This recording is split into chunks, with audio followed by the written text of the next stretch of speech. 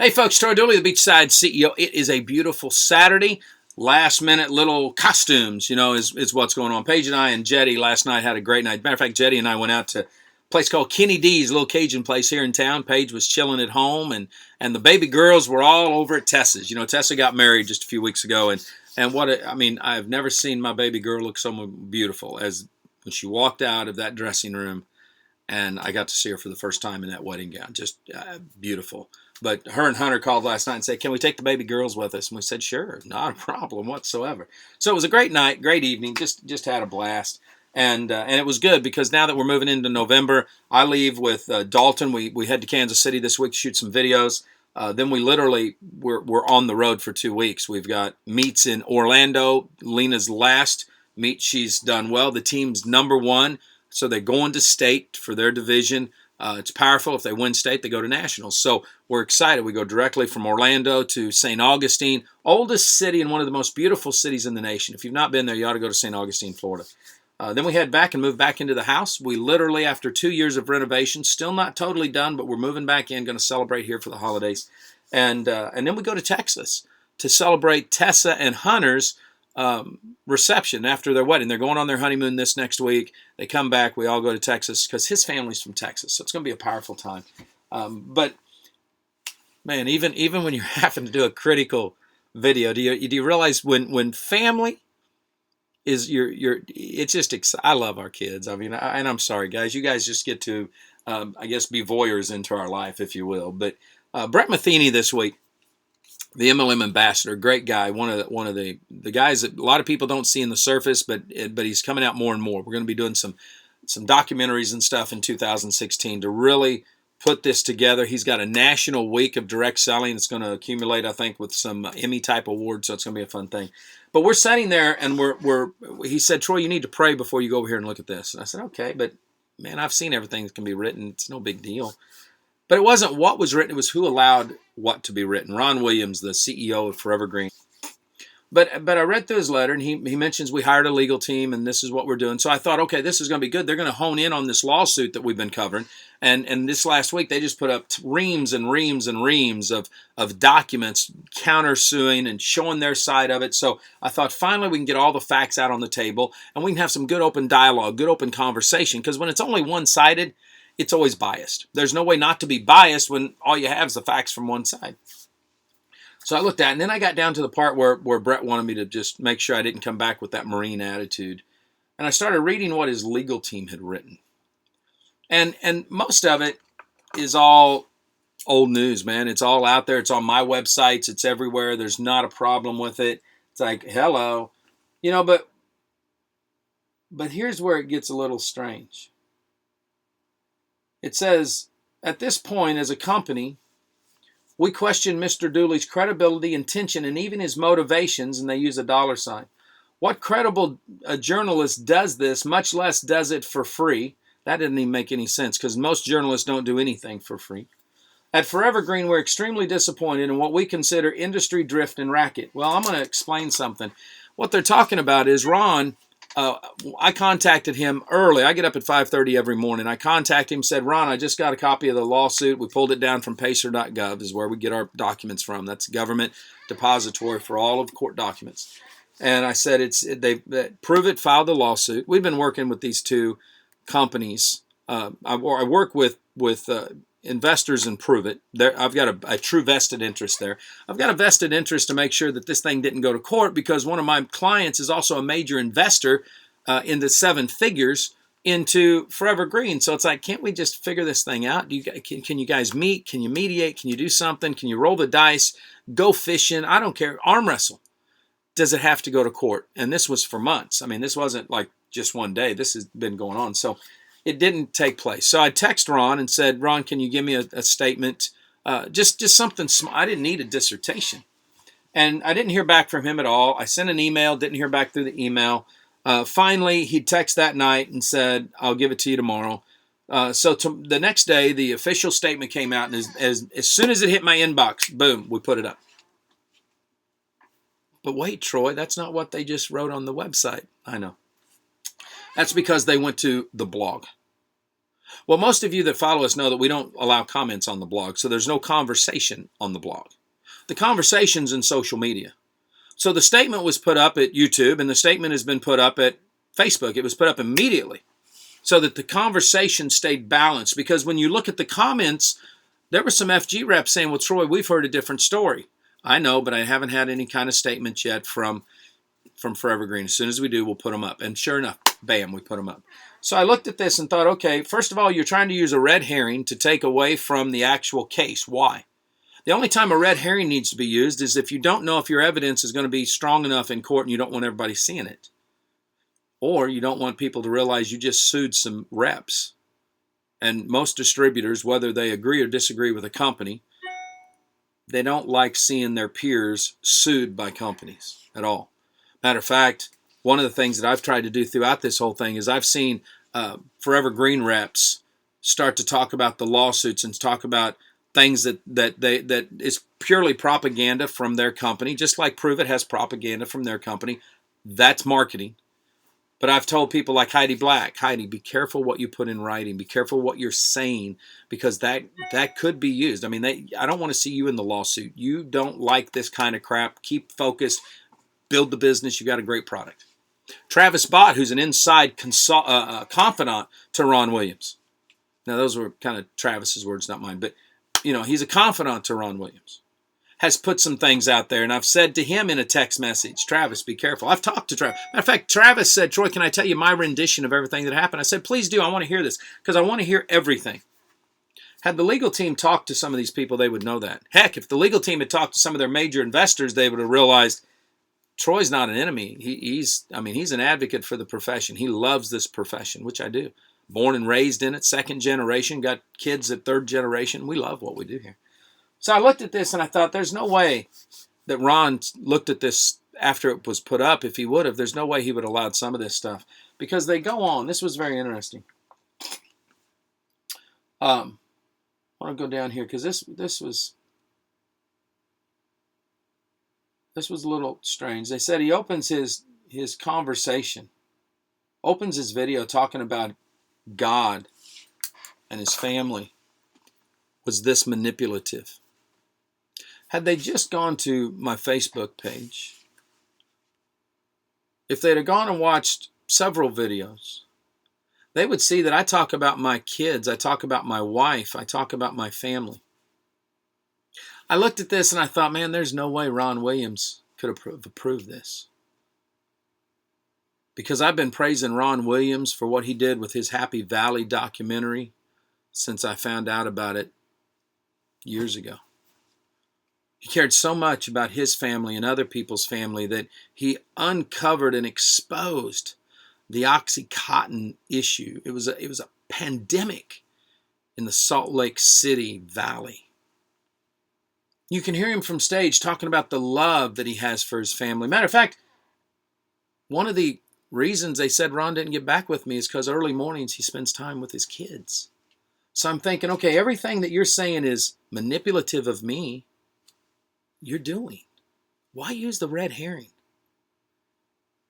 And what really touched a chord for me is that if they had been in tune and knew what they were supposed to be knowing about Troy and manipulating people in videos with his family, they might have questioned that themselves and said, maybe we shouldn't put this up. Because just 3 weeks ago, as most of you know, is when my second oldest son for 4 days was on life support. And his mom and his sister stood by his side as the doctors would turn off the ventilator and try to bring the tube out. And yet they'd watch his heart just start beating and beating and beating and beating and beating and beating faster and faster and faster until it stopped as he went into cardiac arrest. And they'd have to put him back on the ventilator 4 days. And you want to talk about me as if I manipulate and use my family? There is some Marine Corps choice words that I could say right now. But what came to mind was the fact that I just couldn't believe Ron Williams would allow something like this to be posted.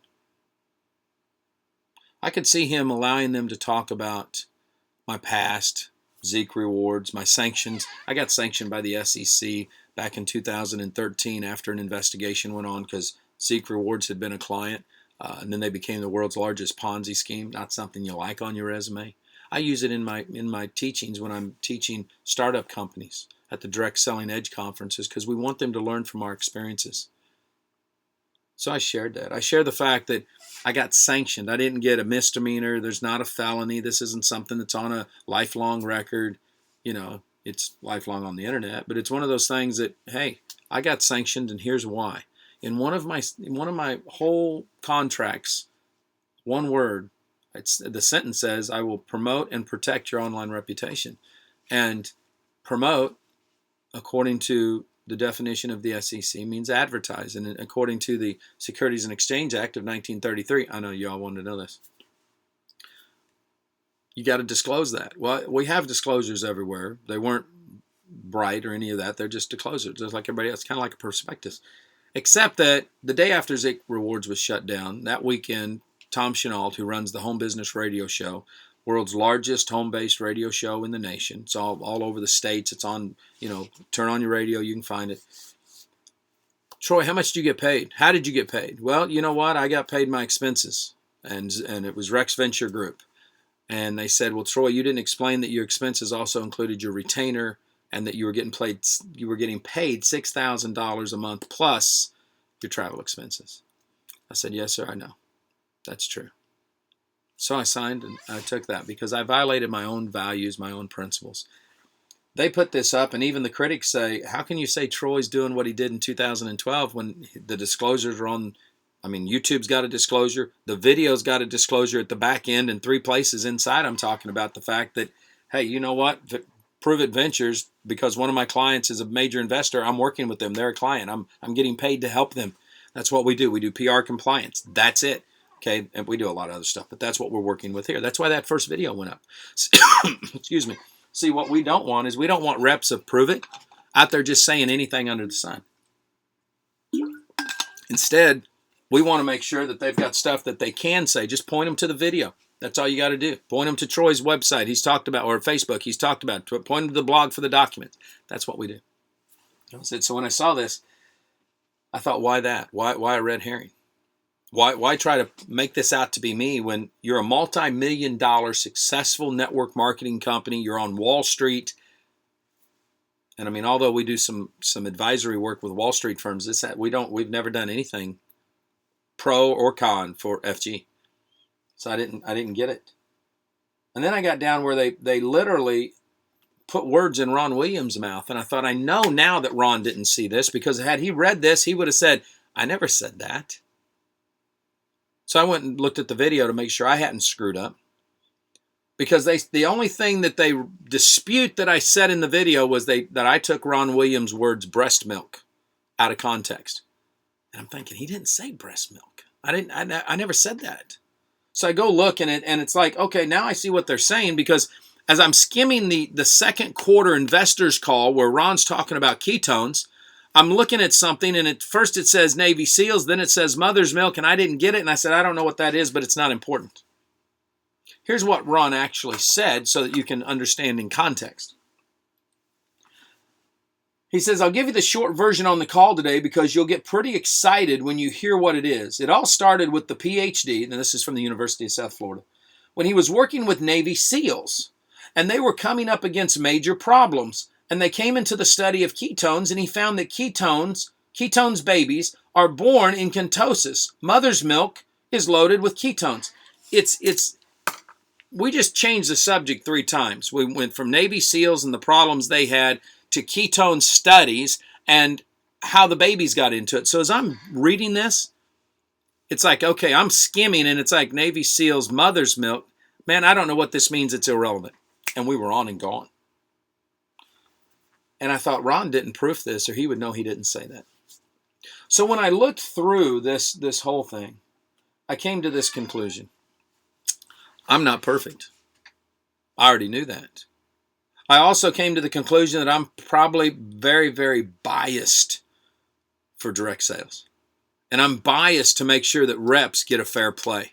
Heidi Black over at Forevergreen, top rep. I've known her for years. Very passionate young lady.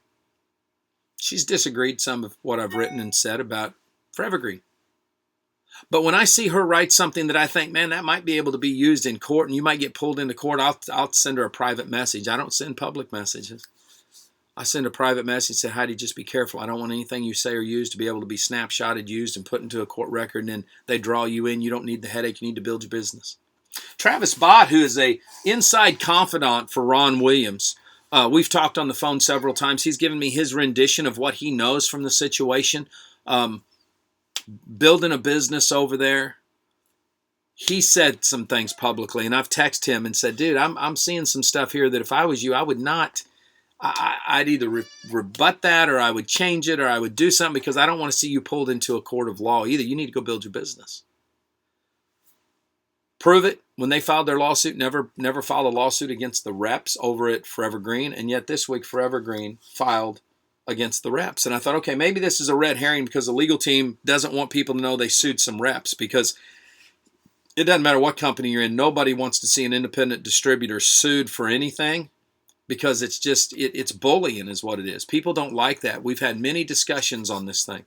Companies need to fight it out amongst themselves, leave the reps out of it. Now, if there's a criminal issue or something, man, you need to cover that, but otherwise, leave it alone.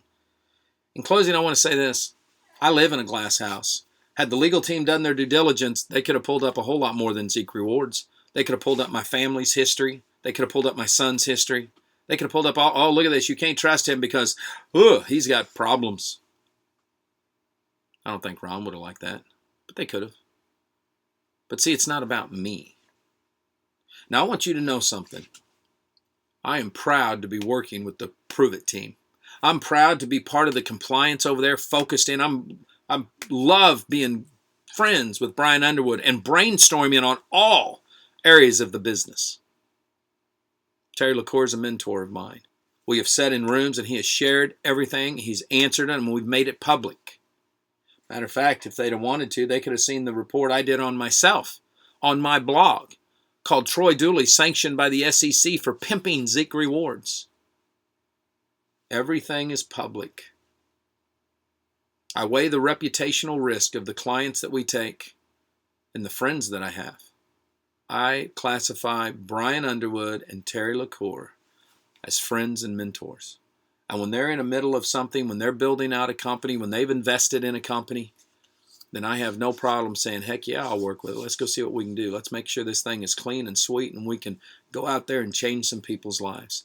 And I believe if both companies, if their people would get together, I don't care if it's just the attorneys, they get this thing taken care of, it doesn't need to be in court.